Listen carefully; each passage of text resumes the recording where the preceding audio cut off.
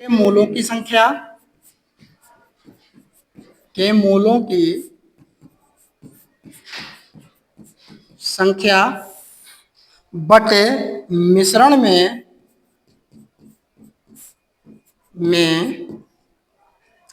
कुल मोलों की संख्या, कुल मोलों की संख्या। ठीक है।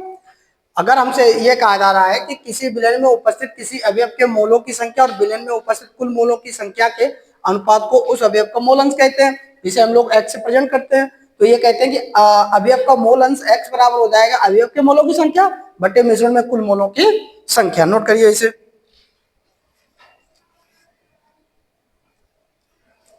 नई लाइन से लिखे,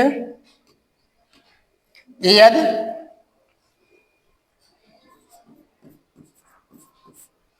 यदि किसी विलयन में यदि किसी विलयन में यदि किसी विलयन में विलय तो आप जानते ही होंगे, विलयन में जिस पदार्थ की मात्रा कम होती है उसे विलय कहते हैं। यदि यदि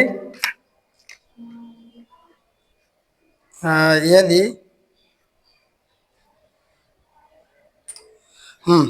विलय के n मोल विलायक के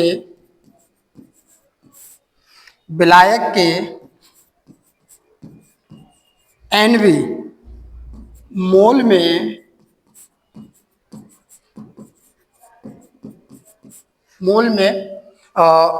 घुले हों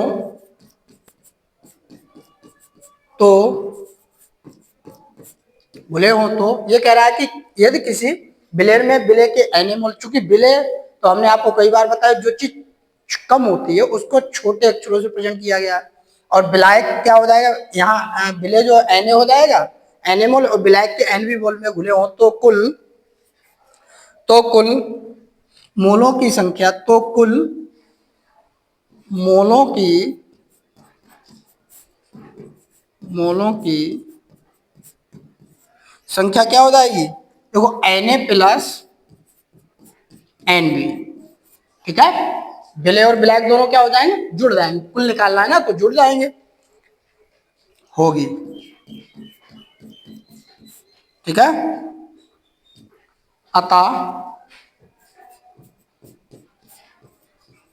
अतः विलय के मोल अंश बराबर हो जाएगा विलय के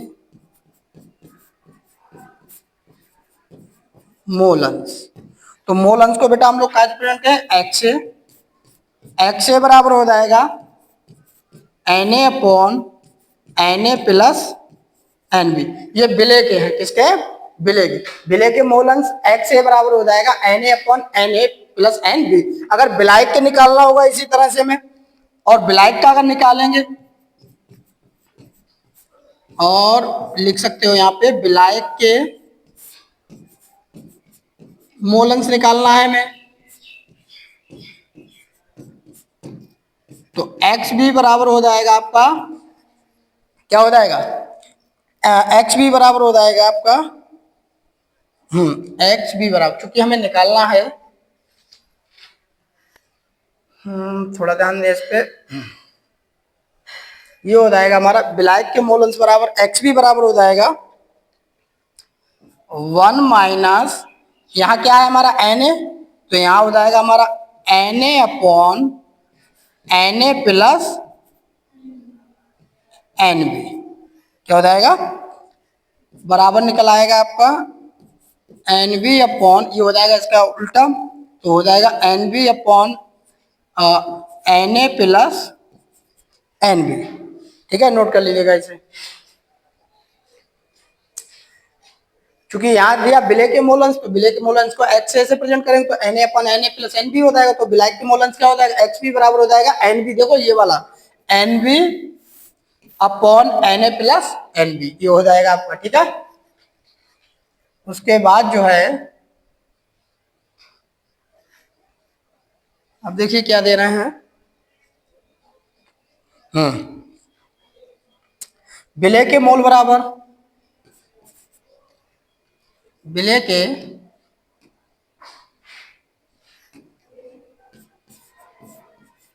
विलय के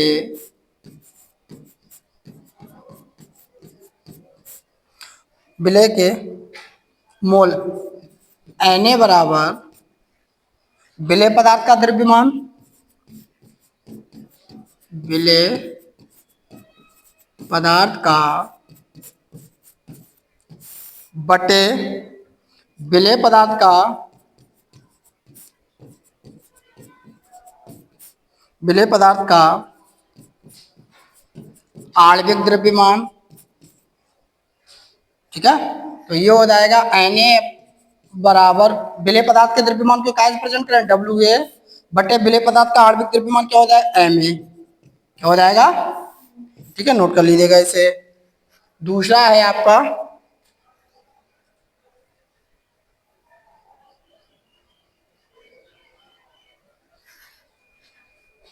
ठीक है, तो विलय के मोल बराबर हो जाएगा विलय पदार्थ का द्रव्यमान Wa हो जाएगा और विलय पदार्थ का जो आणविक द्रव्यमान होगा वो क्या होगा Ma हो जाएगा। ठीक है, तो अब आपका बन जाएगा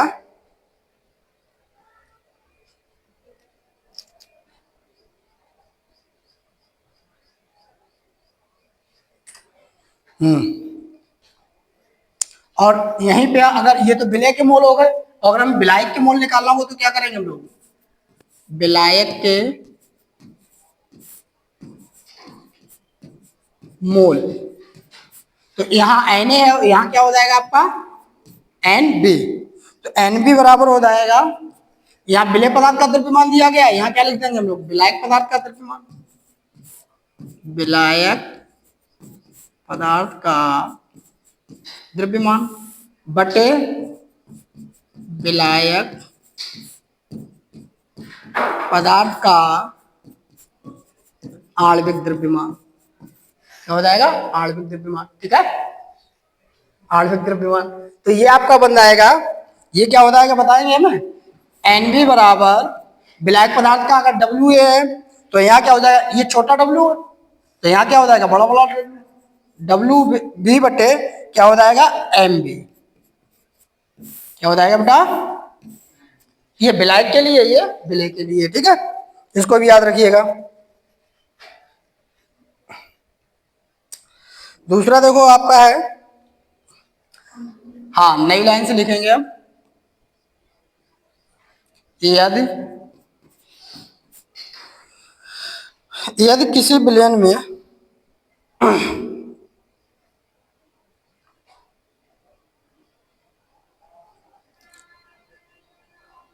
यदि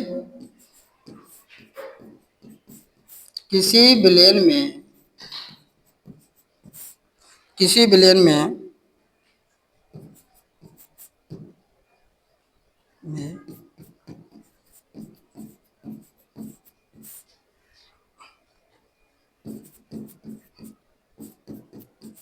तो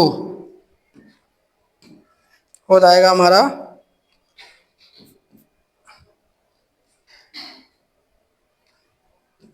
xi बराबर ni upon n1 plus n2 plus n3 dot dot dot आपका हो जाएगा n1, ये समीकरण याद रखना, बराबर ni अपॉन हो जाएगा आपका सिग्मा ni। ठीक है, इसे भी नोट कर लो। लास्ट में हमारा जो कैलकुलेटर निकल के आएगा वो निकले जहां, क्योंकि अब यहाँ आपको ये नहीं पता सिग्मा ni क्या है ni क्या है। ठीक है, तो लिख सकते हैं हम लोग जहां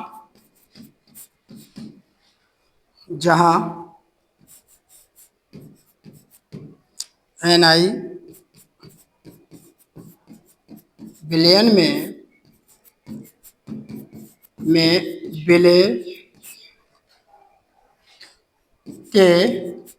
विलय के कुल मोलों की संख्या हो गया। ठीक है, ये क्या होगा, विलयन में विलय के कुल मोलों की संख्या है। एक बिलियन में उपस्थित, 1 बिलियन में उपस्थित, 1 बिलियन में उपस्थित सभी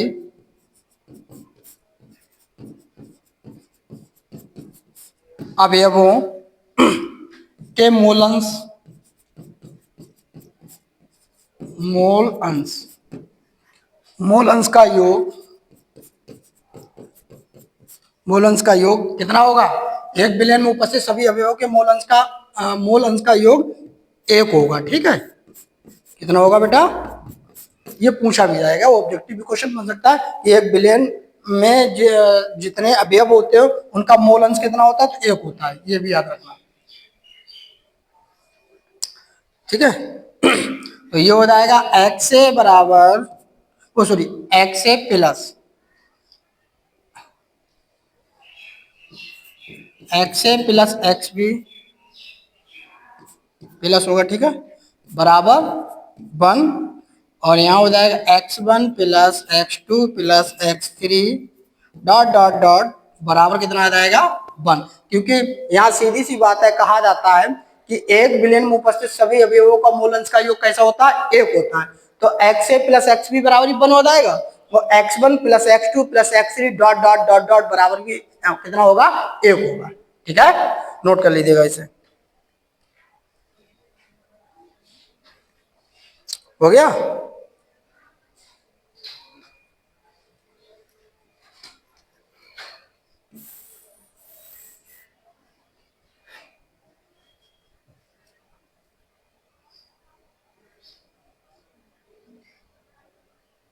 आ नहीं पाएगा है? चलिए, अब इसको थोड़ा समझ लीजिएगा। ठीक है, समझना है? ये कहा जाता है मूल प्रवाद या मूल अंश, इसको तो हम लोग एक्स से प्रेजेंट करेंगे। किसी बिलियन में उपस्थित किसी अवयव के मोलों की संख्या और उस बिलियन में उपस्थित कुल मोलों की संख्या के अनुपात को उस अवयव का मूल अंश कहते हैं। इसे प्राय हम लोग एक्स से प्रेजेंट करते हैं। किससे करते हैं? एक्स से प्रेजेंट करते हैं।